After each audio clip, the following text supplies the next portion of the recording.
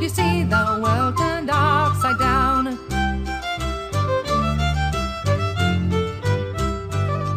Our lords and knights and gentry to do mean old fashions to forgo. They set a porter at the gate that none must enter in thereat.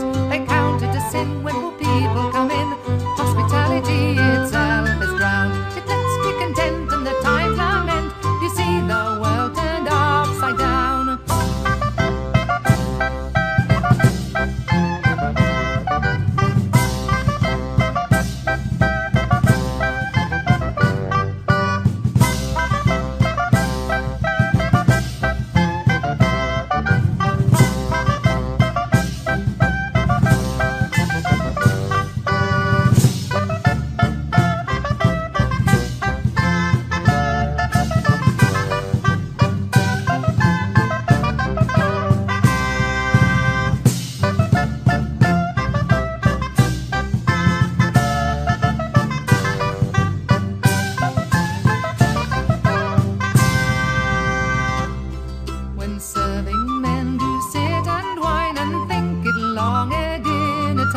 The butler still is out of the way, or else my lady keeps the key. The poor old cook in the larder doth look where there's no goodness to be found. Yet let's be content and the times lament. You see the world turned upside down.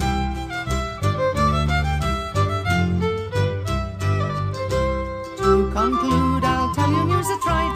Christmas was killed at Naseby fight. Charity was slain at that same time.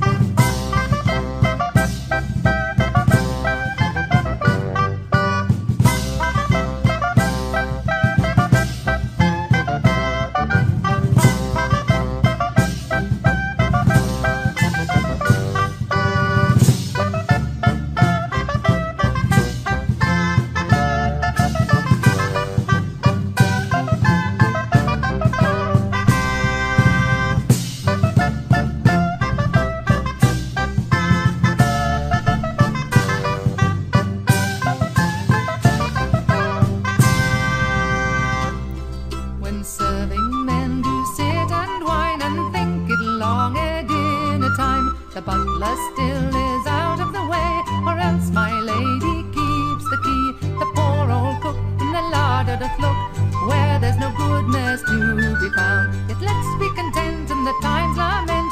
You see the world turned upside down.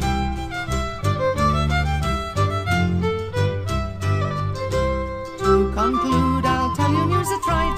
Christmas was killed at Naseby fight. Charity was slain at that same time. Jack Truth tell a friend of mine. Likewise and I roast beef and shred pie. Pig, goose, cake and no water found. Yet let's be content in the times lament. You see the world turned upside down.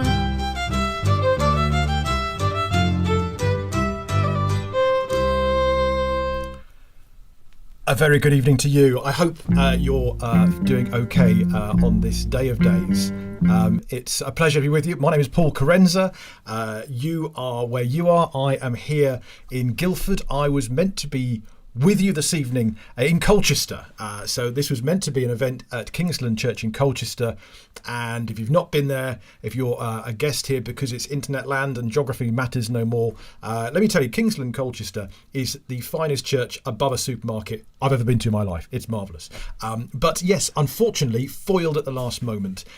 It was a tricky decision. It was down to me, I should say, that I thought, I'm in tier 4 now over here.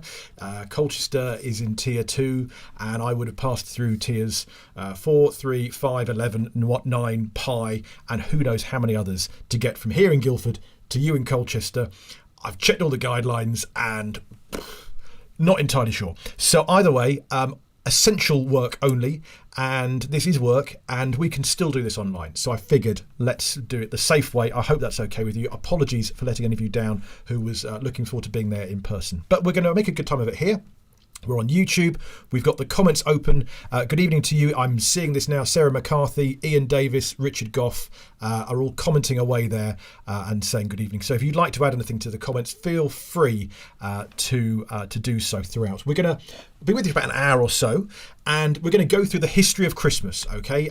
Because it turns out the past may be a more pleasant place to be just now than the present. So I do hope that you're doing okay where you are, whether we're streamed onto your TVs or your devices or you're watching in the future. If it is the future, how are things turned out? Hope all right.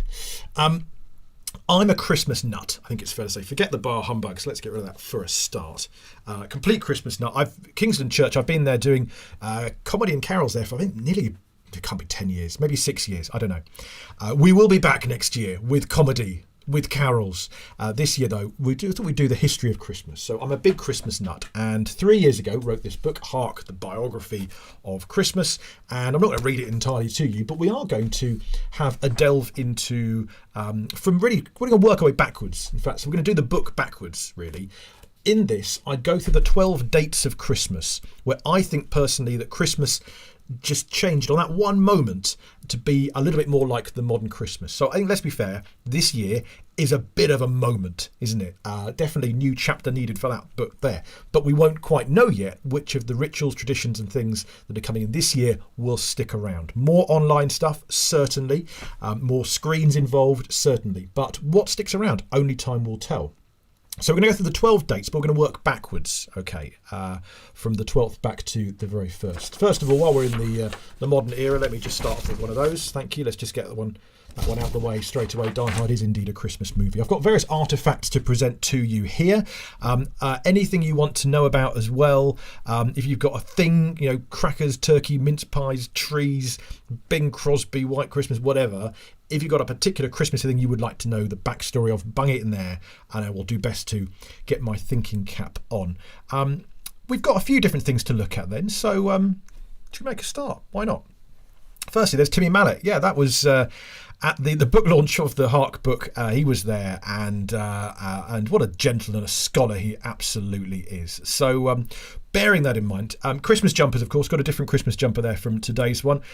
This is the one I saw in the shop for my children. My first Christmas, size 18 to 24 months. See if you can see what's wrong with that picture. I think there's no way that can be a first Christmas. That is going to be a second Christmas, whatever happens, I think there. Anyway, we're not here for that. We're here to look at the history of Christmas. So, the 12th date of Christmas. What could this be? I'd like to set you a little challenge, if I may, as well. Can you work out what some of these actually refer to? So here you go. My 12th date of Christmas. So this is one of the most recent, I think, dates of Christmas where it became a little bit more like the modern Christmas. The sun is shining. The grass is green. The orange and palm trees sway. It's a song, that's right. There's never been such a day in Beverly Hills, LA. But it's December the 24th, and I'm longing to be up north. Because I'm dreaming of a white Christmas. Yes, indeed. That was the hidden first verse originally of White Christmas. And it's a sunny song. Of course, the White Christmas is in the mind of the person singing or writing or speaking that story of the song. It's intended to be someone in sweltering LA dreaming about the snow back home that they are missing out on. So an unusual first verse.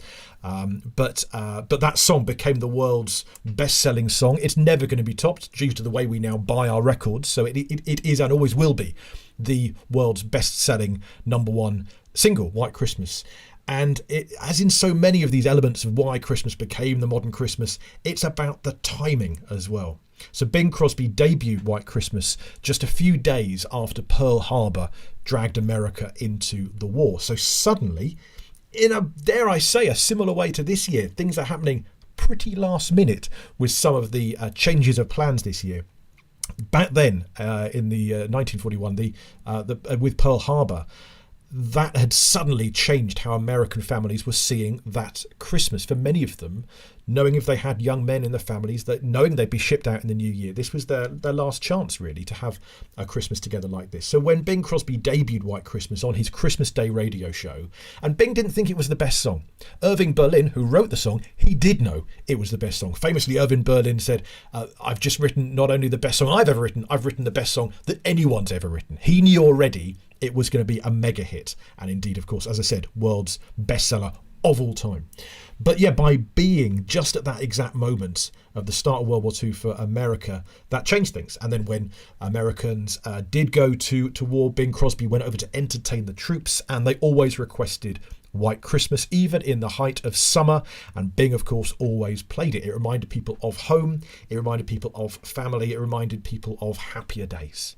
So nostalgia, a key part of Christmas. Why a white Christmas though? Well, we don't really have many white Christmases ourselves, certainly not here in the UK. Equally in most of America, they don't have white Christmases. So why is this Western idea of a white Christmas? We will get to that, and it's all to do with Dickens.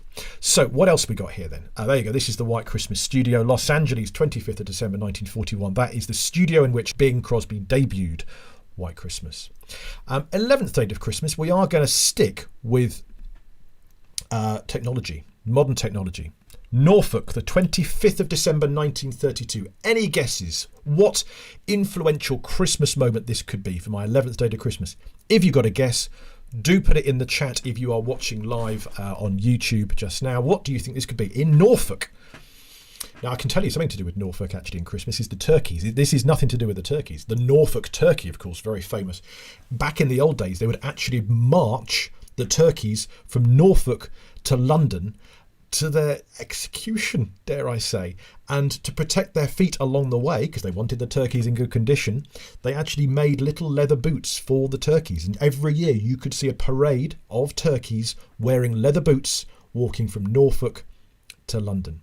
Andrew Deacon has the correct answer. Thank you, Andrew. Good evening to you. The King's Speech from Sandringham. This was the first royal Christmas message in Britain. Not the first in the world. The Netherlands just beat us to it. But there's King George V. And you can see that lovely velvety tablecloth there, looking very regal and formal. Actually, that was there to stop the King's nervous fingers. I don't know if you could hear that there, but yeah, he was incredibly nervous, didn't eat his Christmas Day lunch, and he went along there at 3 o'clock and delivered the Christmas speech. Actually, the clock said 2:30 because he always kept his clocks half an hour early just to make sure he was on time for things.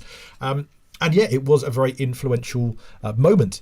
Again, timing is everything. So this happened just at the start of the BBC being a more global service. It was the start of the BBC Empire service, which now became the World Service, of course.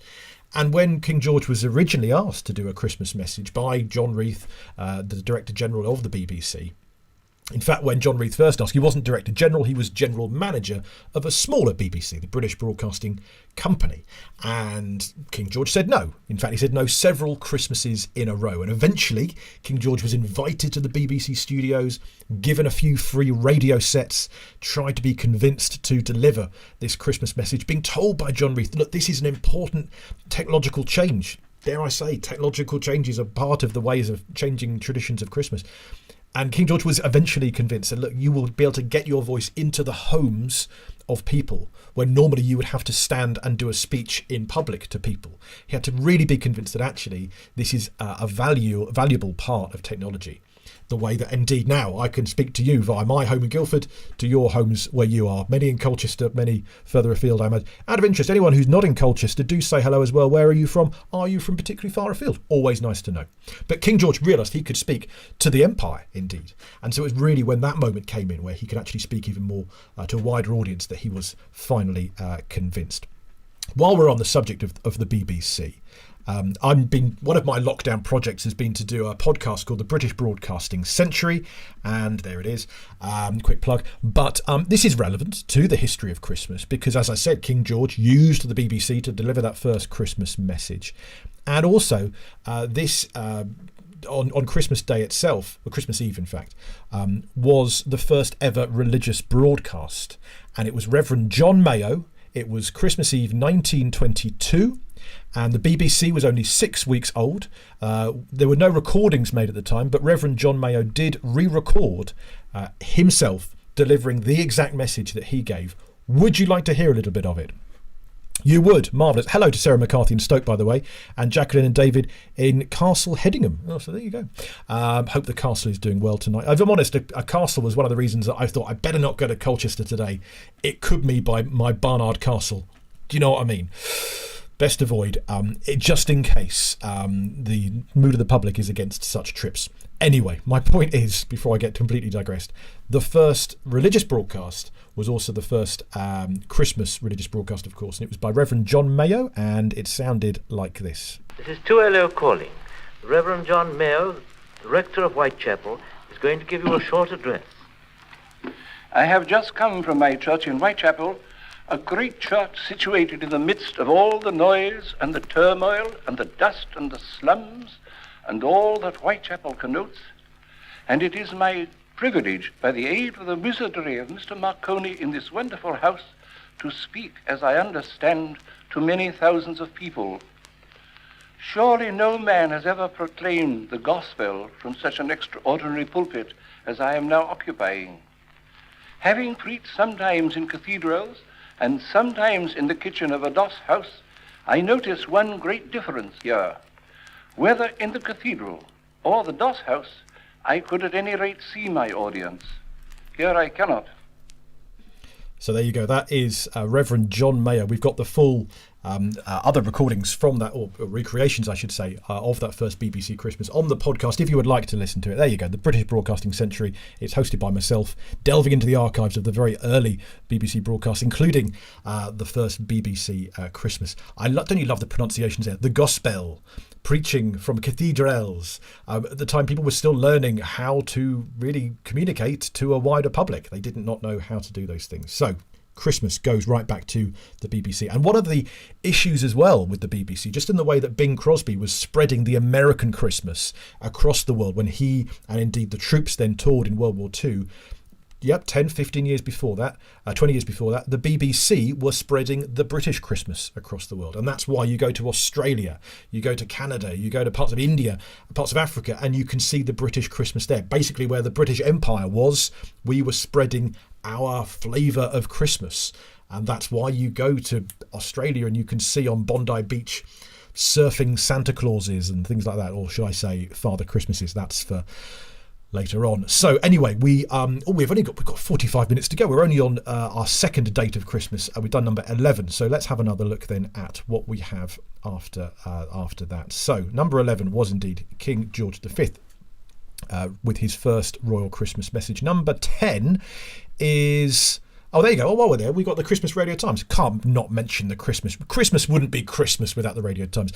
These are the first two Christmas Radio Times covers. The one on the left is from 1923. That's when the Radio Times came in. The one on the right is from 1924. The one on the left there was the first ever colour cover of the Radio Times. And it wasn't a bumper issue of 2 weeks worth like we have nowadays. In fact, the tagline there, "Just a Song at Twilight," pretty much sums up what was actually on in terms of that first broadcasting or the second broadcasting Christmas. One of my favourite things about this image is the way the family have turned away from the fire and turned towards this new box in the corner, this new machine in the corner, which of course there is radio and nowadays is the TV. Although weirdly nowadays we perhaps crave the time we'd gather as a family around one machine rather than all look at our own devices separately, often in separate rooms. So this very odd way the family has moved, because flames and fire used to be a huge part of Christmas in the same way, Jesus, light of the world.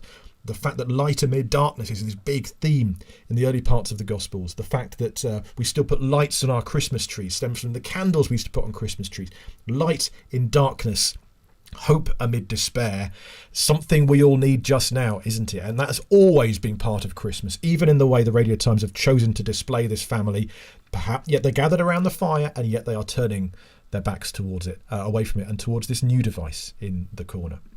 So we go from there to the Great War. Well, in fact, when I was writing the book, Heart, the Biography of Christmas, I deliberately did not choose to put the Christmas truce as one of the dates that changed Christmas. It's a huge moment, of course, but perhaps rather cynically, I sort of thought, unfortunately, I don't think it's changed Christmas in the way we'd hoped it would, because every year since the Christmas truce of 1914, we have had war at Christmas, and there was a real hope at the time that this actually not only would change the course of the First World War, but it would change warfare ongoing. That at Christmas, it used to be, even in Roman times, a time of peace. People would have a break from warfare at Christmas, and in the Great War they did the same. Of course, there's that marvelous and magical moment of the different sides coming together because they'd heard the same song being sung, different words but same tune.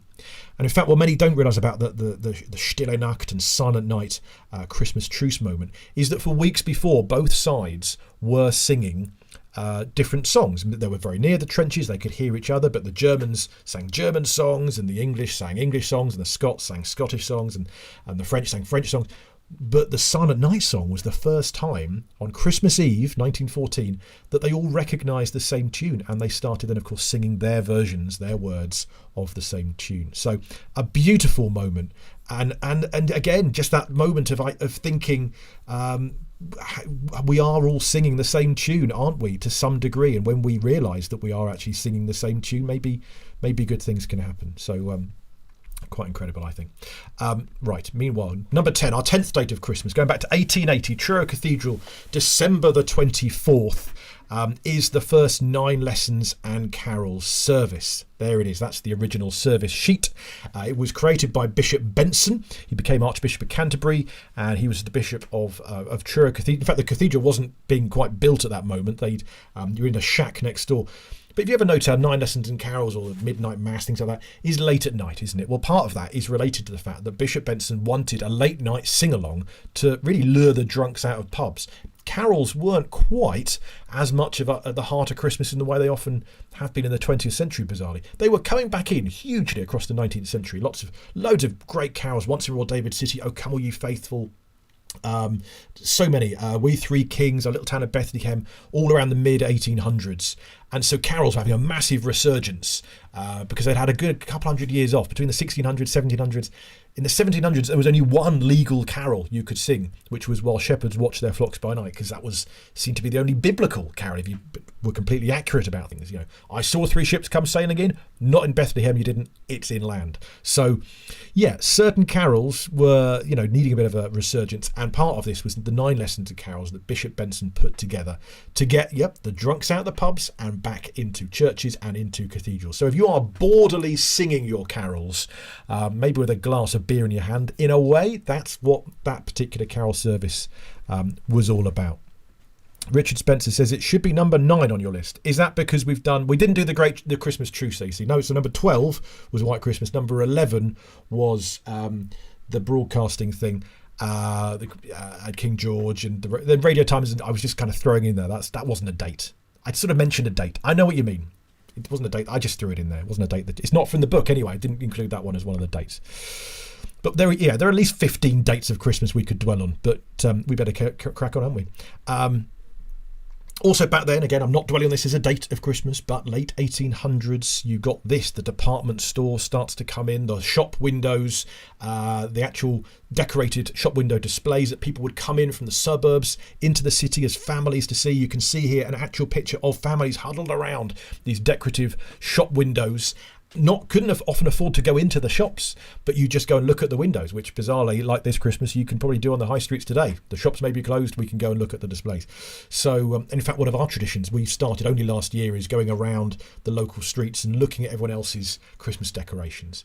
Similar here, except it was the shop windows, and that, of course, then brings in the Christmas creep, which is not a bloke at the office party. No, it's the way that the shops used to open a little bit earlier and put the decorations up a bit earlier, and that idea of when does Christmas start? It starts earlier and earlier, it seems, because Harrods and Selfridges, they were having this constant war of Christmas of who's going to put theirs up first, because whoever puts theirs up first got the attention.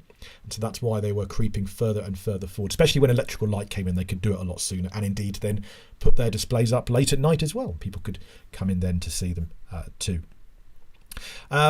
Other things to sell, though. In the 1800s, you suddenly found this new stuff. People wanted to sell things to do with Christmas. Crackers, Tom Smith's company. You still see Tom Smith's crackers today. Tom Smith invented the cracker, late 1840s, and you can still see Christmas novelties there. They hadn't quite settled on the cracker at the time. The crackers weren't even called crackers, but the crackle came from a bit later on, actually, because every year Tom Smith's company were trying to add new innovations to the cracker, because he started off as a baker. In fact, he used to have these little French bonbon wrapped up sweets, and he was inspired by a French patisserie, I believe, to bring these over to the UK. Had a shop in East London and in Bethnal Green, and he wanted to put different things inside these sweets and got bigger and bigger. A little trinket, maybe a bit of jewellery, then maybe a party hat, which goes back to the sort of Roman festival days, maybe a little joke, a little motto. And the crackle came when he was sitting by his fire one year needing a new innovation for next Christmas, heard the crackle of the log fire apparently, and that's what gave him the inspiration. I think a few experiments later, a few lost eyebrows later, that's how they settled on it. Now, our 1840s, I've gone with these three. I've nicknamed these my 3 wise men of Christmas. Now, we got here Prince Albert, you might recognise over there with Victoria. You've got Washington Irving, top right there. He's probably the one that people are least familiar with, because then you've got Charles Dickens, of course, down the bottom there. Washington Irving was an American who inspired Charles Dickens. Washington Irving, you might know, he wrote Sleepy Hollow, about the Headless Horseman, all that. He wrote Rip Van Winkle, and he was really the world's first international best-selling author, because he worked out how to publish books both in America and on the continent in Europe at the same time, so that people couldn't pirate the copies. And he wrote travelogues, but he wrote kind of rather fanciful travelogues. So he'd visit the Midlands in Britain, and he spent Christmas there. And he spent Christmas actually at the house of James Watt, who invented the horsepower, and we think of the watts and light bulbs and things. Stayed there for Christmas, sort of invited himself in, and he noticed that we didn't really celebrate Christmas in the way he sort of hoped the English did, and so he wrote about it, but in a very fanciful way. He made sure he talked about the feasts and the games and the firesides and the carriage rides and the children and the decorations, really trying to infuse his readers with a new longing for the Christmases of old, when people sort of did those things. So he was really inspiring people. He inspired Dickens to then include lots of that in A Christmas Carol, and also Washington Irving started spreading stories through New York, where he lived, about Sinterklaas, St. Nicholas, Santa Claus. 'Twas the night before Christmas. Was not by him, but it was inspired by Washington Irving, and he was good friends with Clement Clarke Moore, who wrote that poem. So Jacqueline David said, we have a living Advent calendar in our village. Advent calendars as well. Yeah, you go. Prince Albert brings the Advent. Well, he doesn't bring the Advent calendar, but he brings the Christmas tree, of course. You get a lot of that from him. And I meant to say, Three Wise Men is I did a play about these three people, Washington Irving, Prince Albert and Charles Dickens. We were going to do it live last week. We couldn't because of tears and things. And this year, to save us from tears, we'll give it to someone special. But yes, and we did it on Zoom. We did this play, Three Wise Men, on Zoom last Friday. Put it on YouTube now. We're charging a few quid for the ticket, but if you want to, if you're interested, have a browse and a peruse on my social media things, and it's there. It's online. We did it on Zoom, and it was wanted to get across really because all these three met. These three of Albert and Dickens and Washington Irving, they all actually met, and they all influenced, I think, Christmas more than anyone in the modern era.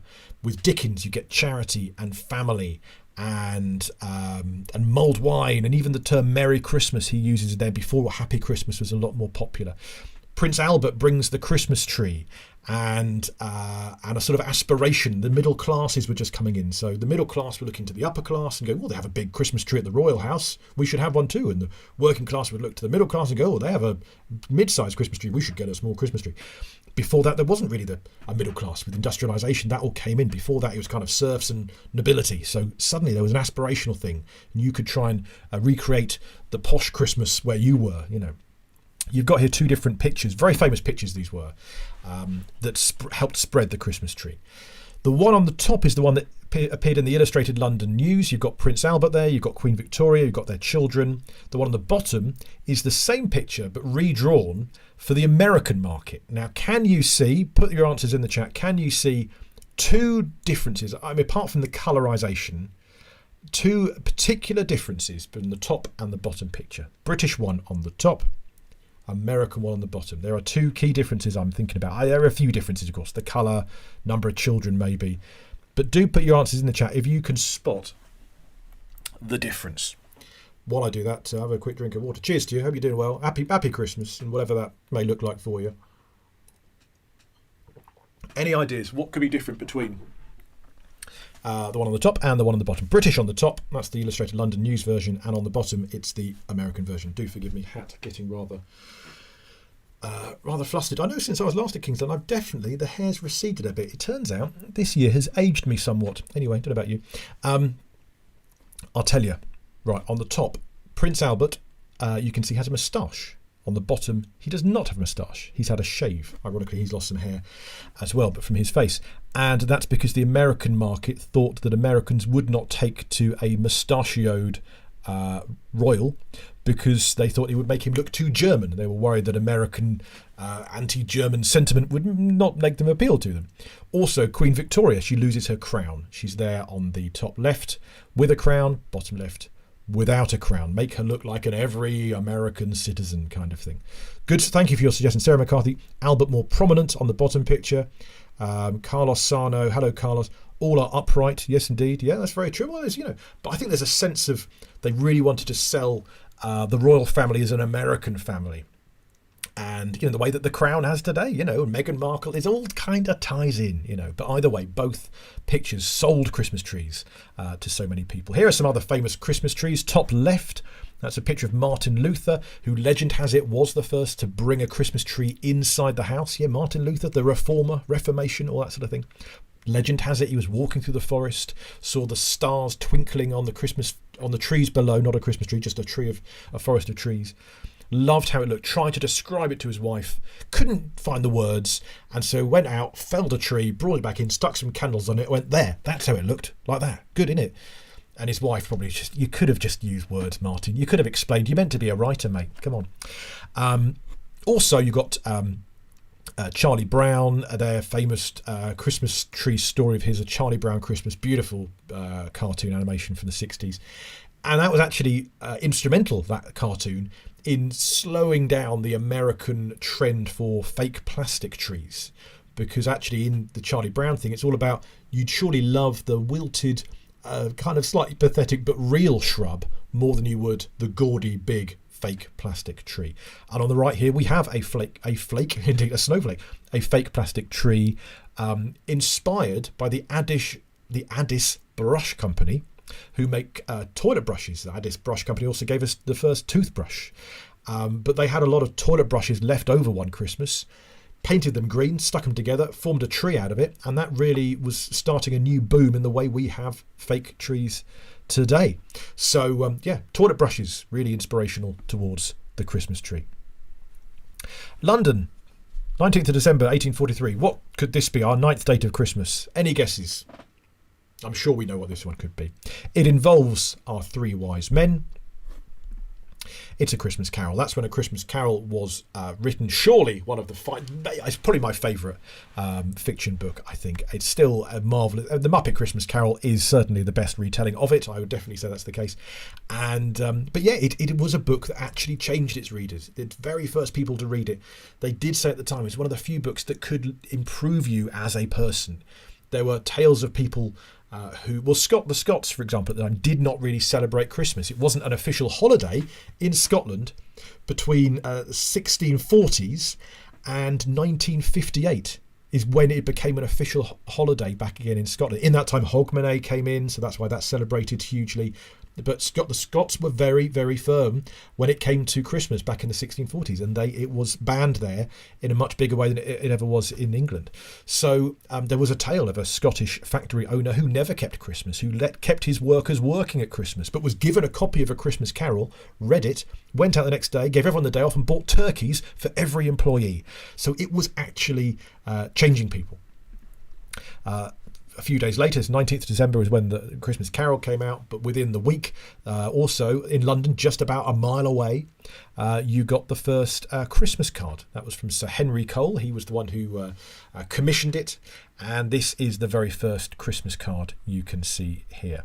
Good evening, Steve Jakeman, late to the party. You're very welcome. We're just at Christmas cards, so you've only missed about 150 years, wouldn't worry about it. You can actually see here, somewhere about the middle, you've actually got a child drinking. Can you see having a little swig of the wine there, just above the middle point? It was actually at the time not popular, this card. It was really about Sir Henry Cole's family, and that's who is there in the middle there. And the artist chose to draw on the left and the right the poor, the hungry, kind of feeling he was meant to be including them in some way. But I don't know about you, but I look at the card and I think it does look a little bit they're excluded. You've got the coloured family in the middle, all colourful clothes and having a great warm cosy drink and feast. But on the outside, they don't look like they're invited to the party. So I think the people of the day agreed. It took a good few years before the Christmas card kind of went viral, I suppose to say.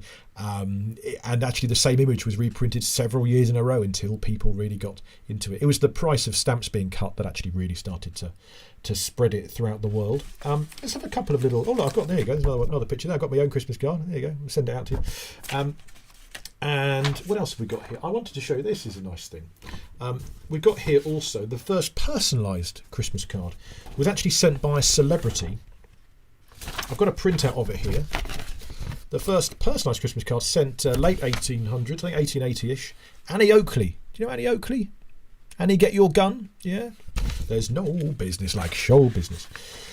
There's no business like show business at the minute, let me tell you that. Yeah, she was the first. The original Annie Oakley, sharpshooter. She was touring Buffalo Bill's Wild West show in Scotland in the 1880s, and she was stuck there for Christmas. Can you imagine being, can't go home for Christmas? And she decided to commission someone to put herself on lots of Christmas cards, and she sent it home. And that's the interior you would see there. Can you see it there? There you go, Annie Oakley's Christmas greeting. It says, the richest gifts of joy and health at Christmas-tide be thine, and on thy life true happiness in all its radiance shine. December 1891. There you go, I said 1880s. It was a decade out, 1891. The rest, though, from memory. It's not bad, is it? Just a reminder, in case you needed it. Yes, Die Hard is indeed a Christmas movie. Right, so here we've got a better crack on, haven't we? Here we go. Number 8. 8th date of Christmas, New York, 23rd of December 1822. Any guesses what this could be? I'll give you a clue. It relates to this. You see that there? Nice little card, hey? What do you like about that card? I'll tell you what I like about that card. I like the fact we've got Santa Claus there. He's wearing blue. People often talk about, Santa wearing red. Didn't Coca-Cola make Santa red? There were actually other red-clothed Santa Clauses before that, selling ginger wine and sugar plums. Before that, green, often people say, that often relates to Old Man Winter, more of a Northern European thing. Very rare to see a blue Santa Claus, so to speak.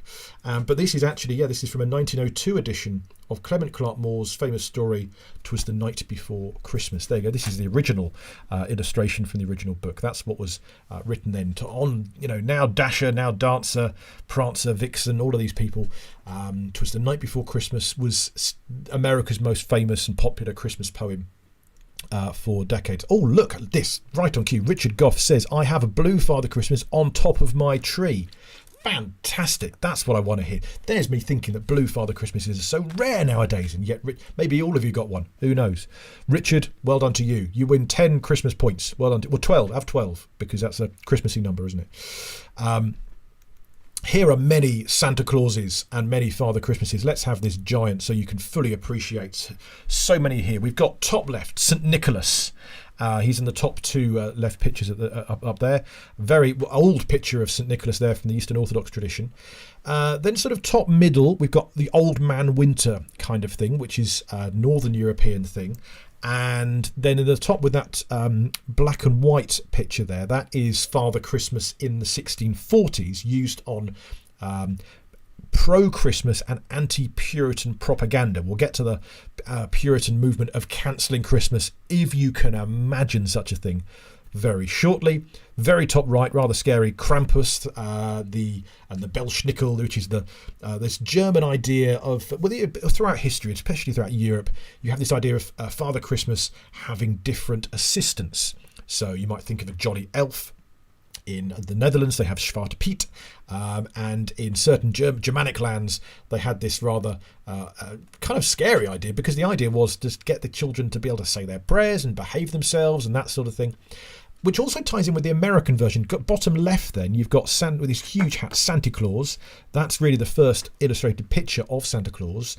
And then you can see that little sleigh with one reindeer, just on the left side there. That is the first drawing really of Santa Claus in the American tradition.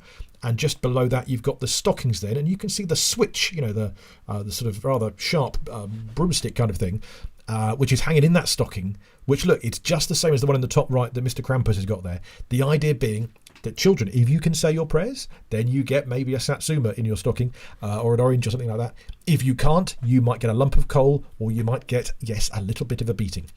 Bottom right then, Santa Claus is becoming a bit more fun and friendly. You've got Thomas Nast, who drew that one right down the bottom middle. Very famous cartoonist who drew throughout the 1800s. He drew Santa Claus hundreds of times. He gave them a workshop and the North Pole address and elves and all that, Mrs. Claus and all these things. So becoming a lot more family friendly there. And you've got the red Santa Claus with sugar plums.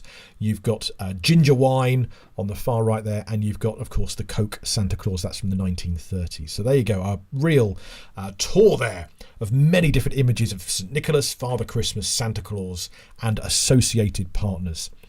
It could be a Smurf, says Steve Jakeman. We're back onto Blue Father Christmas here right now. So there you go. That is, there you go. That's the first illustrated children's book of Santa Claus, which was actually a book as a New Year. It was called a New Year present for children, and so this was not necessarily even tying with Christmas yet, of course. And St. Nicholas Day, St. Nicholas is December the 6th, and in the Netherlands today, you would get your Christmas presents, you get your St. Nicholas presents December the 6th, and then Christmas itself is a more religious occasion, more for the churches, the families, the gifts, Sinterklaas, the St. Nicholas Day thing of December the 6th. Those stockings again. There you go. Oh, 7th day to Christmas. Let's have a bit of this. Silent Night. So Obendorf, 24th of December, 1818. One of those lovely stories about how it came about. It's a legend, isn't it? But that hungry mice ate through the church organ so it wouldn't work on Christmas Eve. And the priest ran through the village to his music teacher friend's house and said, "Oh no, the church organ's broken. Hungry mice were eating through it. And we need to have a song for Christmas Eve. How are we going to be able to bring music to the people of Obendorf. And so he found in his pocket, he had a poem that he'd written called Silent Night, written it about a decade earlier. And like many Christmas carols, so many of them actually started as poems. Once in Royal David City, that was a poem first of all, in a children's poetry book. We Three Kings was a poem written actually as a gift to the author's nephews and nieces for Christmas. Here, have a poem. 'Twas the Night Before Christmas, also a gift for the author's children at Christmas. Basically, if you can't get to the shops this Christmas, many of us can't, write a poem and pass that on to the younger people. And you never know, in 50 years from now, it could become one of the world's most famous carols. That seems to be what happened with many of them, including Silent Night. That started as a poem, and then they played it on a guitar and singing it on Christmas Eve 1818. Since then, become the most well-travelled Christmas carol in the world. Interestingly as well, you can try this at home. I shan't be right now particularly, but you can sing the words of Silent Night to the tune of Postman Pat. That's right. Yes, get that Postman Pat theme in your head. And Silent Night, Holy Night, all is calm and all is bright.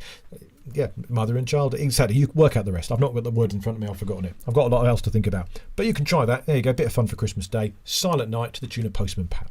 Loads of others work as well. You've got... oh, there you go. Oh, there you go. So we can do it together. Ready? Out loud, okay? Or it doesn't. I know I won't know you're doing it, but if you would, don't make me look foolish here. 3, 4. Silent night, holy night, all is calm, all is bright. Round yon virgin mother and child, holy infant so tender and mild. Sleep in heavenly peace, sleep in heavenly peace. All together now. Okay, fine. Oh, Little Town of Bethlehem works to many other tunes because, as you know, you can sing a Little Town of Bethlehem. Oh, little town of Bethlehem. Or you can have the American one, Oh, little town of Bethlehem. But you can sing it to the Benny Hill theme. You can do it to Supercalifragilisticexpialidocious, House of the Rising Sun, Rocking Around the Christmas Tree. Have a bit of fun. In fact, get your phones now, right? There you go. And take a little screenshot. There you go. And get a little screenshot of that. And that way, come Christmas, you can look back at that and you can have a bit of fun with all of those different tunes. Right, you ready? You got that? 1, 2, 3, take your picture. Good. And then take another picture of that. There you go. And get that on your Christmas list. Lovely. Thank you. Job done. So, what else we got? Oh, there's a Little Town of Bethlehem. You can try them yourself. We'll leave you to do that. Number 6. Now we're getting there. Here we go. Cancelling Christmas. Yes, indeed. This is the Puritans. December 1643. Cancelling Christmas. Hang on, what's the... Andrew, there you go. Thank you, Andrew Deacon. Andrew Deacon on the chat is saying, Comedy and Carols is Wednesday, not Sunday. Yes, indeed. We will be doing some more one carol to the tune of another carol at a different event. On Wednesday, I'll be doing Comedy and Carols. If you would like to watch it, it's going to be, you just watch it online. Don't have to go anywhere. We think we're doing it on Facebook Live. It won't be on my Facebook page, but I will put, I think it's Billericay Baptist Church. So if we can go from one corner of Essex to another corner of Essex, from Colchester to Billericay, Billericay Baptist Facebook page, that's where we're doing Comedy and Carols on Wednesday with more sing-songs like that. Right, the Puritans. So yes, if you can see here, this says, keep out, you come not here. Let's have a little look. There we go. Keep out, you come not here. Sir, I bring good cheer. Old Christmas welcome, do not fear. So the guy on the left is saying, no, Father Christmas, you may not come here. Father Christmas in the middle is saying, but I bring good cheer. And on the right there you have a pro-Christmas person saying, old Christmas welcome, do not fear, come on in. Now, Christmas banned for a very different reason from whatever's going on today. And that was the Puritans thought the Reformers didn't go far enough. So this is just about, the century after the Reformation spread throughout Europe.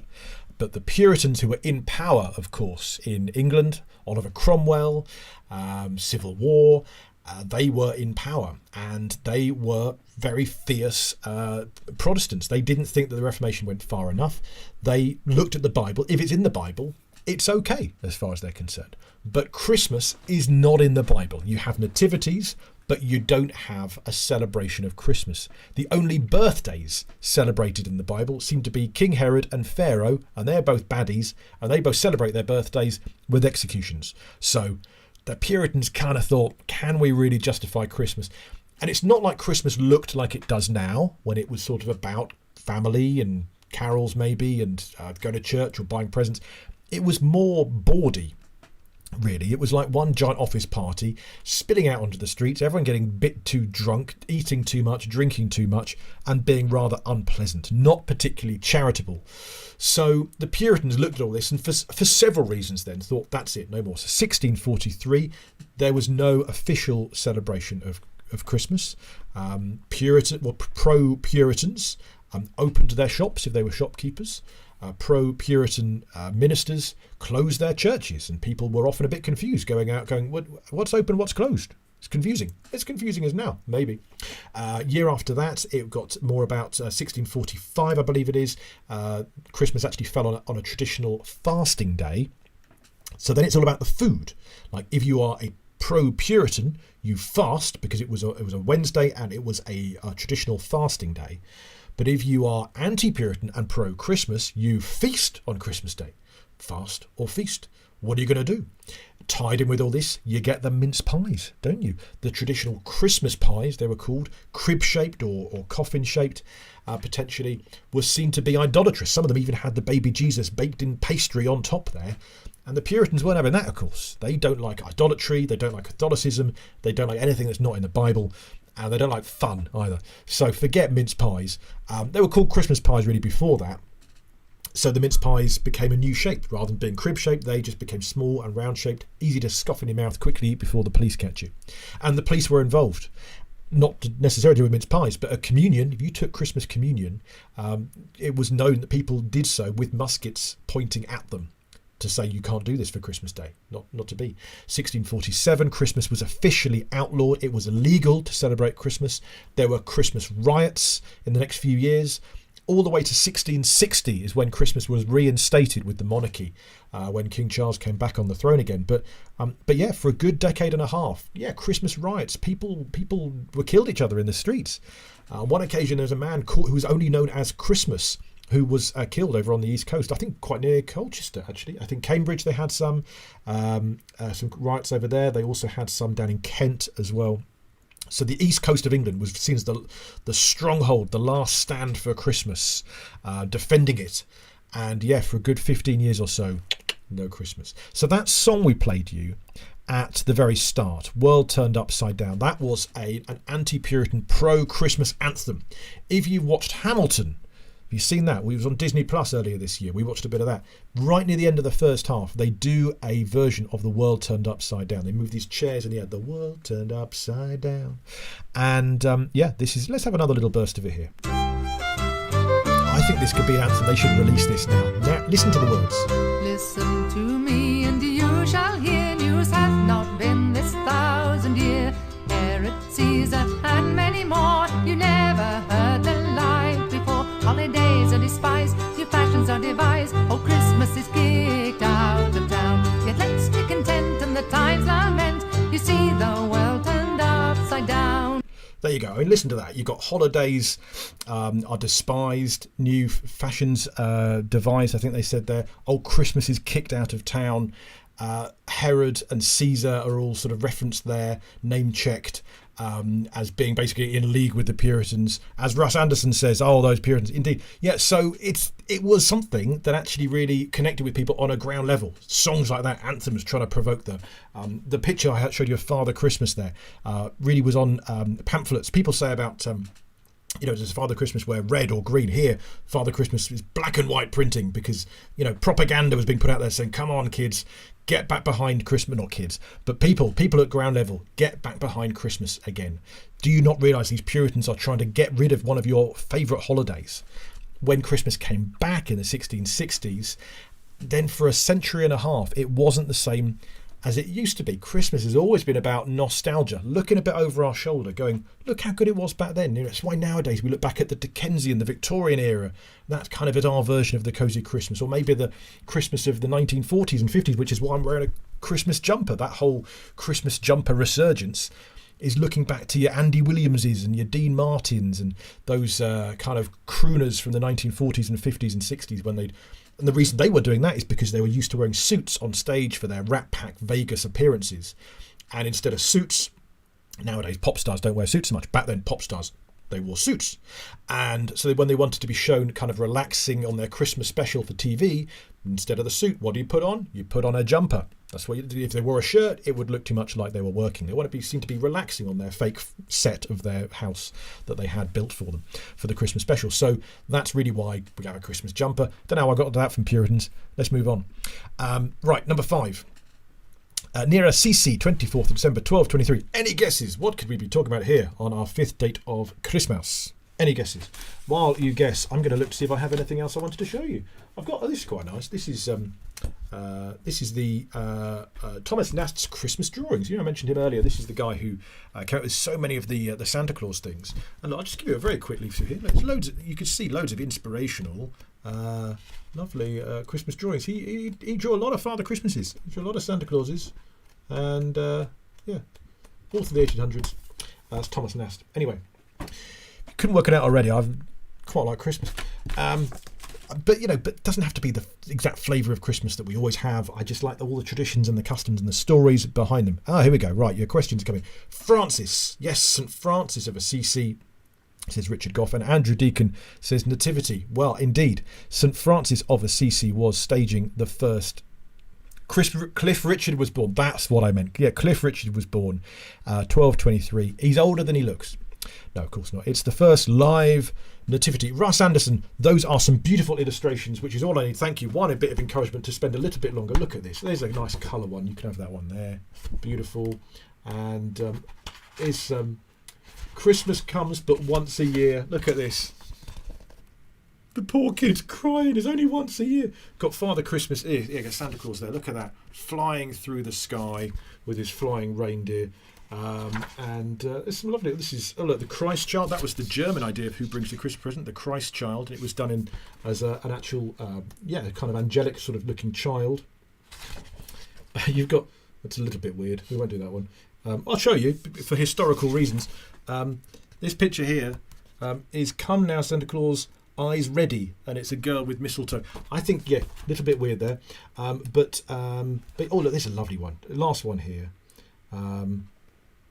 Yeah, let's have this one. This is a nice couple. We've got Santa Claus kicking back there on the chair, and you've got Santa Claus's rebuke. I'll never do it again. Beautiful drawings. Anyway, lovely stuff. Meanwhile, away from Santa Claus, back to Assisi in Italy, the Italian hills. Francis of Assisi was it's easy as pie, isn't it? Francis of Assisi was one of the most influential people in history to do with Christmas, because we owe him 2 things to do with Christmas. One is the first live nativity, really when he staged it. Maybe there were some before, but he was the one who really influenced the whole of Europe, where suddenly people wanted their own nativities to be performed. The lords of the manor would want their own nativity performed there. Giant crib scenes and things like that. St Francis of Assisi was a very humble affair. He had his own priests to be the shepherds. He had a stone Mary, a stone Joseph, stone Jesus, but the real sheeps and lambs and cattle and things like that. Invited the townsfolk up to the mountains where this was being staged to come and witness what it would have been like. And the other thing he did was he gave us carols in local languages, in Italian, in French, in English. Before then, really, Christmas songs and indeed church songs generally were in Latin. And subject, we might often not think this is the case, but people didn't really, they'd hear Latin in church, but they didn't speak Latin. They might know the Lord's Prayer in Latin. They wouldn't know much beyond that. But church was often seen as a place for monks, and the songs were written by monks for monks. They would do their kind of chanting and the Gregorian chants and things like that. But it wasn't the people's tunes. It wasn't the people's songs. But St Francis of Assisi, he changed that. He started writing songs and creating songs and encouraging others to really start telling the story in a language people would understand. And I think also realising that the original nativity story is a humble story. It's about a poor family. Joseph and Mary were poor and they were refugees. And it was a story that I think a lot of locals could then relate to suddenly.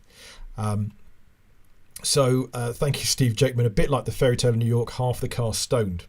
That is a good joke. I will grant you that, Steve Jakeman. You can have that one on me. Well done to you, sir. So I got a Latin O-level, says Andrew Deacon. Well done you. Showing Off now. St Francis of Assisi. One of us influential, I think I'll go Dickens, Francis of Assisi, I think that'll do. They're the two biggies, really.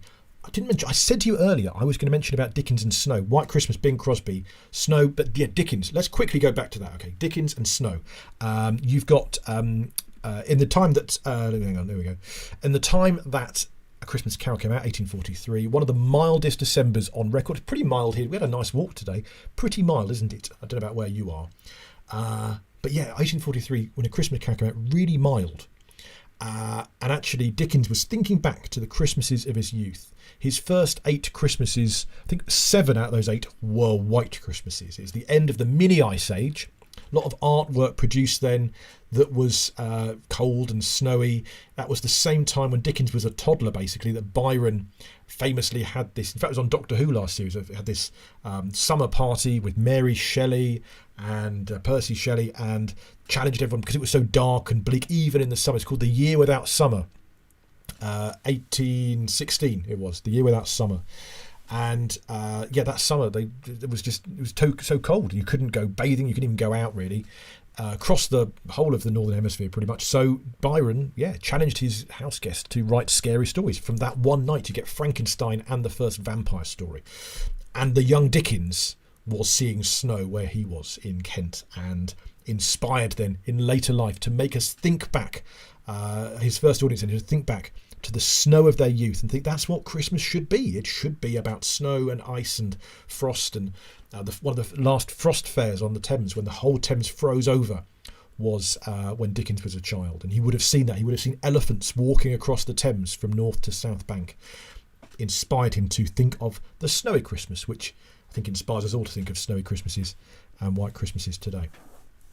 So, meanwhile, here we go. Yes, so that's the Francis of Assisi, carols in local languages, and the first live nativity. But very, very near then. That was 1223. This is 1213. Windsor, 25th of December. I've picked this as a random day. I could have picked any one of these really, for the Royal Christmas Feast. So this is King John's Christmas Feast. Now I've remembered a lot of this, but I'm not going to remember this one entirely.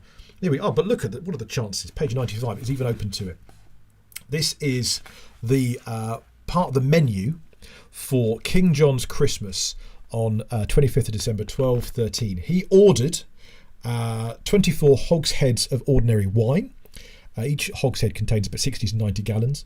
They're not actual hogsheads though. 420 pigs' heads, those are actual hogsheads.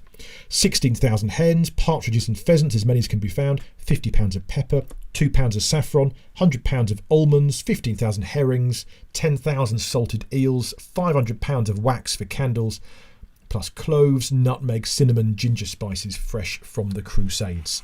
So, a lot basically. Put all that on your Ocado delivery and good luck getting it for Christmas. But yeah, that whole time, the whole medieval thing, you've got, Henry III had a huge Christmas feast. A lot of these kings will also had their coronation day at Christmas. So it was a double celebration. And then, of course, that inspired people further down to pecking order to have their big feasts as well. Turkey, that comes over in the mid-1500s. But before then, from the Crusades, bringing back those spices and currants and almonds and things like that, which you then get in your mince pies, your Christmas pudding. We've not even talked about Christmas pudding.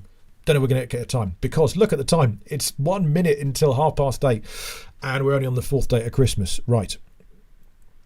Sarah McCarthy, how many attended? Too many households, I bet. I'm sure you're right, Sarah.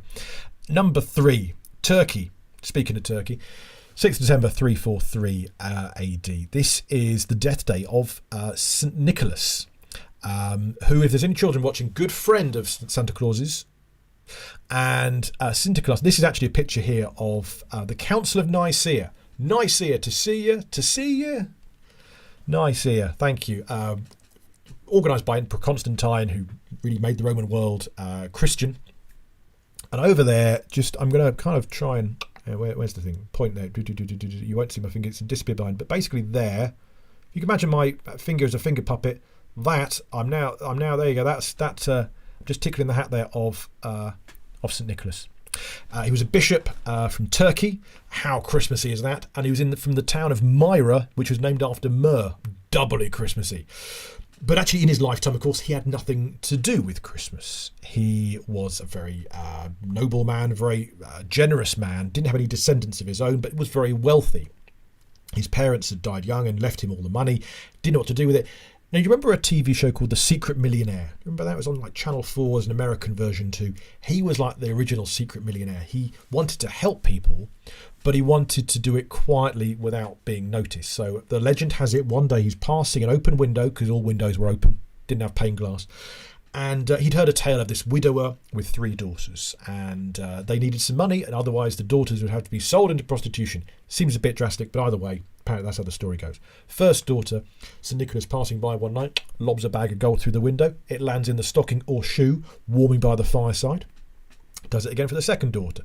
Third time, the guy's waiting. The father, the widower, is there waiting, and he catches St. Nicholas to it. St. Nicholas swears him to secrecy, and of course the guy doesn't keep that secret particularly well, because that story is now fairly well travelled, of St. Nicholas and bags of gold or presents and stockings or shoes by the fireside today. Loads of other stories to do with St. Nicholas. We haven't got time reading the book.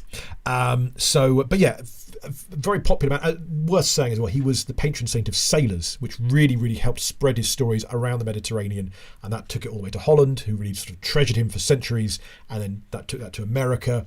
Sinterklaas then became Santa Claus, and we go from there. So number 2, I picked this as a random date, 17th of December, hundreds of years of BC and AD, of Saturnalia.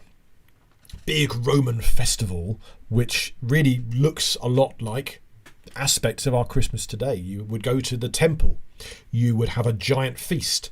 It was late December, there was gift giving, there was a lot of partying, there was a Lord of Misrule. A Lord of Misrule was one of those, he was like a normally elected member of public, often a sort of courtier, someone sort of mid-level, who would be in charge of the festivities and the chaos and the madness and party games, and, you know, chuck water over that person, you lot sing over there, and just cause a bit of chaos and fun. People loved it. Saturnalia, very, very popular. So when Constantine came in and a lot of pagan festivals were outlawed and Christianity was coming in, Christmas as well was finding its feet. It was very popular to have religious festivals at the end of the year because people weren't farming. Like I said, wars didn't happen generally at Christmas, so in December.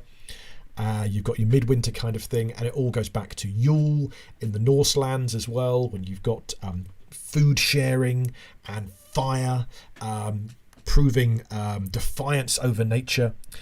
You've got the evergreen, which the Norse did as well. Of course, that stayed around for, you know, Germanic lands. Prince Albert brought that over as well. So all of those Christmassy things, fire, light amid darkness, defying death of nature, the evergreen, things like that, and all things that Christianity had in spades as well. And so they want to be finding a festival, finding a way of celebrating the fact that Jesus, light amid darkness, hope in times of despair, and something that we can come together with communally and celebrate and retell that story somehow. The evergreen, the way that is defiant over nature. And, you know, the early celebrants of Yule wanted to really, there was a genuine concern of, would the sun come back in the very early days? And so, yeah, there was this idea of, well, let's create fire on earth to show that, yeah, we're going to be okay. We'll get through this together. We can make this light amid the darkness. The first date of Christmas, Bethlehem, 20th of May, maybe. Other dates are available. 4 BC, around then. Who knows? There was a big star at that point. Big star apparently up pretty soon, isn't there? Jupiter and Saturn are doing some merry dance in the sky. Spring, more likely than December. Some say autumn with tabernacle. There's a spring for lambs while shepherds watching their flocks and so on. So not really late December. That's going to be a Roman festival of some kind, but Christmas was slotted in to that period. So if our Christmases are different this year, they are cancelled, some people are saying. The festivities might be. Christmas will be Christmas and it will go on and we'll just celebrate it differently. But yeah, people are, well, let's do all this in the spring. The weather's going to be nicer. The vaccines should be rolled out a whole lot further. The bugs will be far less contagious. And spring, I think, is a much more likely time that we could actually say Jesus was probably born then. Because whether you believe Jesus was who he said he was or not, he's a human figure. He was certainly someone, generally speaking, the history books really are kind of say this was a person and he was born. And if he was born, then he's got to have a birthday. And maybe that was May the 20th. Some have calculated. then the question is, was he who he said he was? And that's a question for another day, for a preacher of another time. All that remains for me to say, though, is why is there a burrito down in the bottom right of that screen? Good question. Glad you asked. I love the fact I'm now glancing at the comments and seeing Russ Anderson saying, ah, ha, ha, ha, I wish you could hear how much that made me laugh. I have no idea to what you're referring, but let's assume it was a hoot. I'm certainly not going out, if you want comedy, December 30th. I think I wrote some of the jokes in it. So if you laugh out loud, let's assume I wrote that bit. And if you didn't, someone else. But why is there a burrito on the bottom right of the thing? I asked that question to you. Feel free to give me an answer by all means. If you don't, then I will in about a minute from now. Before I do that, let me just say thank you for joining us tonight. Sarah McCarthy says, a dodgy nice to see you joke. Could well be the dodgy nice to see you joke. Thank you for that. Thank you for your company here on the YouTube thing. If you're watching in the future, hello to you. No need to comment because it's the future. And but yeah, other things, if you'd like, there's loads more going on at with Kingsland Colchester. They are doing stuff online here on the YouTube channel. Christmas will be given wherever you celebrate it, whether it's with them elsewhere. I hope you can have as merry and a blessed one as you can muster. We'll just get through it all, shall we? Stuff I'm doing, yeah, as Andrew Deacon said earlier, Wednesday I'm doing comedy and carols. I've got my Christmas play, Three Wise Men, which is, if you Google that or look at me on Facebook and Twitter, you can watch that if you would like to.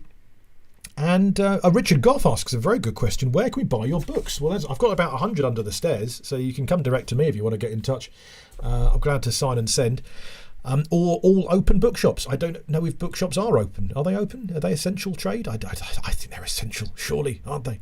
Although many argue that my journey to Colchester tonight would have also been essential. So apologies to you for not being there.